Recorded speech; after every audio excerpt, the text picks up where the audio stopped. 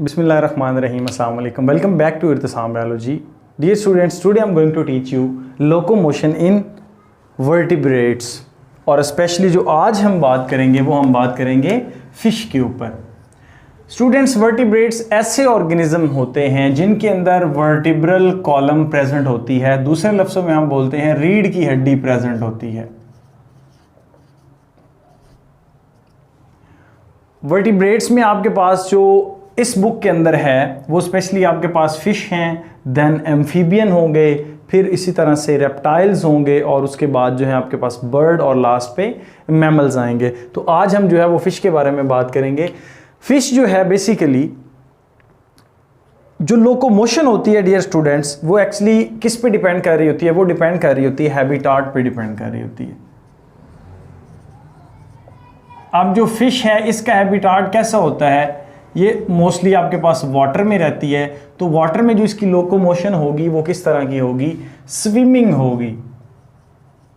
मतलब कि ये स्विमिंग करती है। ये ऐसा नहीं है कि जैसे बर्ड्स जो हैं वो उड़ते हैं, इसी तरह से जो दूसरे आपके पास लाइक रेप्टाइल्स हैं जैसे वो चलते हैं, ये मैमल्स हैं चलते हैं। तो ये थोड़ी सी डिफरेंट टाइप की लोकोमोशन होती है वाटर के अंदर। अब इस लोकोमोशन को अडॉप्ट करने के लिए, इस तरह की लोकोमोशन करने के लिए कौन कौन सी चीज़ें जो हैं, कौन कौन सी अडेप्टेशंस होती हैं वो रिक्वायर हैं आपके पास। मेनली वो ये हैं, एक तो स्ट्रीमलाइन बॉडी करनी पड़ेगी, फिन्स बनाने पड़ेंगे, स्लाइमी एक्सुडेशन बनानी पड़ेगी, मतलब कुछ स्लाइम प्रोड्यूस करना पड़ेगा, स्विम ब्लैडर बनाना पड़ेगा और एस लाइक बैंड जो मोशन होती है वो करनी पड़ेगी।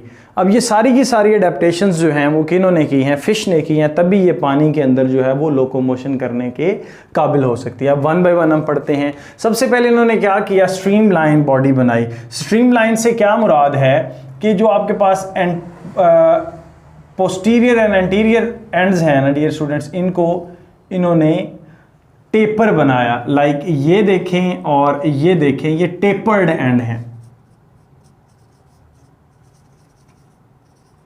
अब टेपर्ड एंड बनाने से इनको फायदा क्या हुआ कि बॉडी जो है वो स्ट्रीमलाइन हो गई। अब टेपर्ड एंड बनाने से क्या होगा कि वाटर को चीरते हुए गुजर जाएंगे। तो आप कहते हैं रिड्यूस वाटर फ्रिक्शन। जो वाटर की फ्रिक्शन है उसको भी कम करने के लिए टेपर्ड एंड बनाए गए हैं। अब दरमियान से ये इसका जो डायामीटर आप कह सकते हैं, दरमियान में से इन्होंने अपनी जो बॉडी है उसको साइज उसका बढ़ाया है। जैसे ये टेपर्ड है, ये टेपर्ड और दरमियान में से इसका साइज ज़्यादा है। ऐसा क्यों है? ताकि जो वाटर के अंदर बैलेंस है उसको मेंटेन किया जा सके। उसके साथ साथ इन्होंने फिन्स बनाए हैं। फिन्स कौन कौन से हैं डियर स्टूडेंट्स? ये जो लास्ट में आपके पास ये कॉर्डल फिन है। कॉर्डल फिन्स का काम क्या होता है? जब ये अंडुलेंटली मूव करते हैं, लाइक वेव लाइक मूव करते हैं,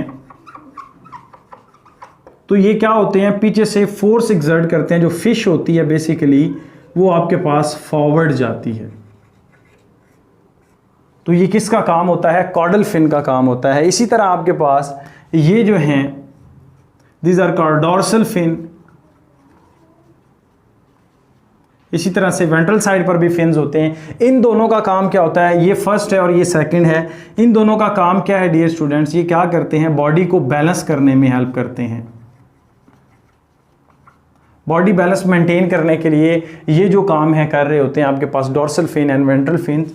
अब देखें, ये उसके साथ साथ ये क्या कर रहे हैं? बॉडी को और ज़्यादा स्ट्रीमलाइन शेप दे रहे हैं। जितनी ज़्यादा स्ट्रीमलाइन शेप होगी, वाटर रेजिस्टेंस उतनी कम होगी, वाटर के अंदर लोकोमोशन उतनी इजीली और आसानी के साथ और ज़्यादा हो सकेगी।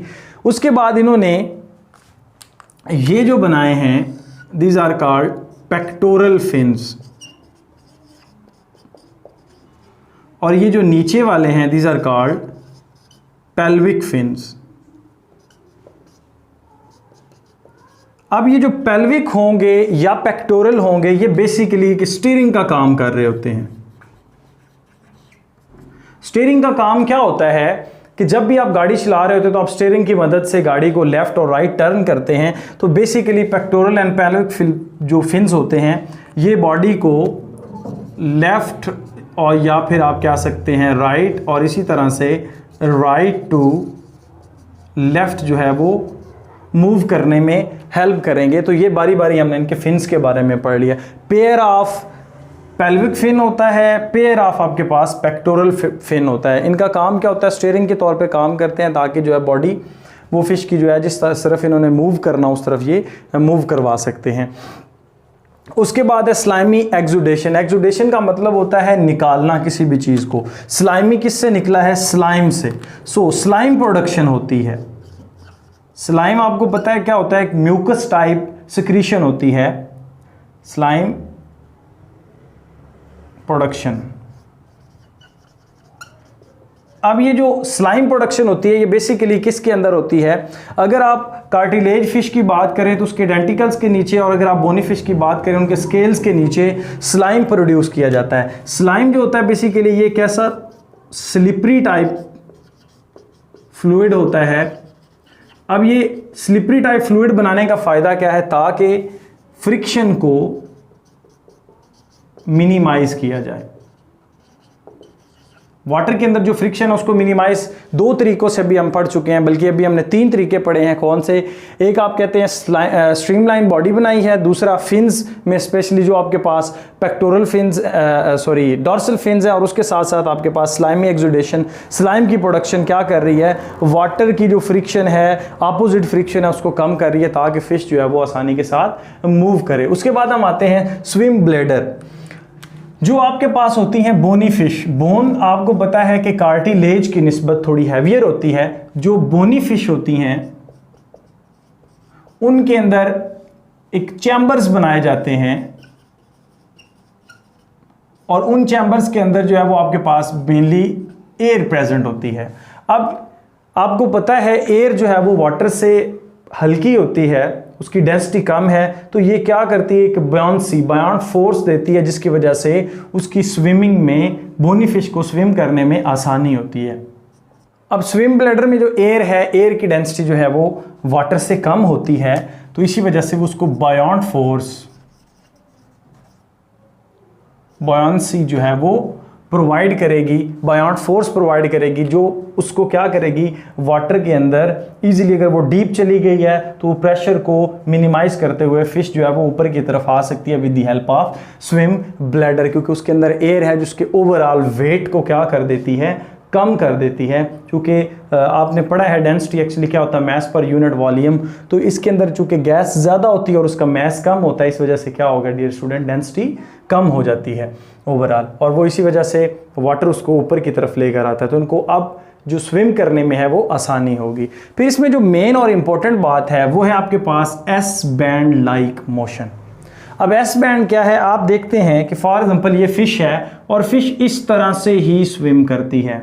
अगर इसको देखो तो ये एस लाइक जो है स्ट्रक्चर बना पड़ा है। अब इसमें ये जो ब्लैक में मैंने दिखाया हुआ है, ब्लैक में आपके पास एक्चुअली क्या है, इसके अंदर वर्टिब्रल कॉलम प्रेजेंट होते हैं, और वर्टिब्रल कॉलम की दोनों साइडों पर मसल्स प्रेजेंट होते हैं। अब ये मसल्स क्या करते हैं, अल्टरनेटिवली कॉन्ट्रैक्ट एंड रिलैक्स करते हैं। फॉर एग्जांपल अगर ये फिश इस तरह से, इसकी जो रीढ़ की हड्डी है या वर्टिब्रल कॉलम इस तरह से है, कर्व है, तो आपके पास जो अंदर वाले मसल्स होंगे, लाइक ये लेफ्ट वाले जो मसल्स होंगे, और ये आपके पास क्या है, राइट वाले मसल्स हैं। लेफ्ट वाले मसल्स ने क्या किया होगा, कॉन्ट्रैक्ट किया होगा, और इसी तरह से जो राइट वाले मसल्स हैं ये क्या कर रहे होंगे, रिलैक्स कर रहे होंगे। एक तरफ कंट्रैक्शन और दूसरी तरफ रिलैक्सेशन। जो ये कंट्रैक्शन और रिलैक्सेशन एक्चुअली क्या कर रही है, बेंट होने में हेल्प कर रही है स्केलेटन, जो उसकी रीढ़ की हड्डी है, जो वर्टिब्रल कॉलम है। वर्टिब्रल कॉलम जब बेंट होगी तो ये मसल्स ऑब्वियसली एक तरफ से क्या हो जाएंगे, कॉन्ट्रैक्ट, और एक तरफ से रिलैक्स, और यही वजह है कि ये वर्टिब्रल कॉलम को मूव करवाने में हेल्प कर रहा है। तो और नेक्स्ट ही स्टेप में क्या होता है, जो आपके पास राइट वाले हैं वो कॉन्ट्रैक्ट कर जाते हैं, और जो आपके पास लेफ्ट वाले हैं वो रिलैक्स कर जाते हैं। तो इस तरह से ये जो अपीयरेंस आती है लाइक दिस, आप ये देखें लाइक दिस, इसमें अब ये वाले राइट वाले रिलैक्स हैं, ये कॉन्ट्रैक्ट हैं, ये आपके पास कॉन्ट्रैक्ट हैं, और इसी तरह से ये रिलैक्स हैं।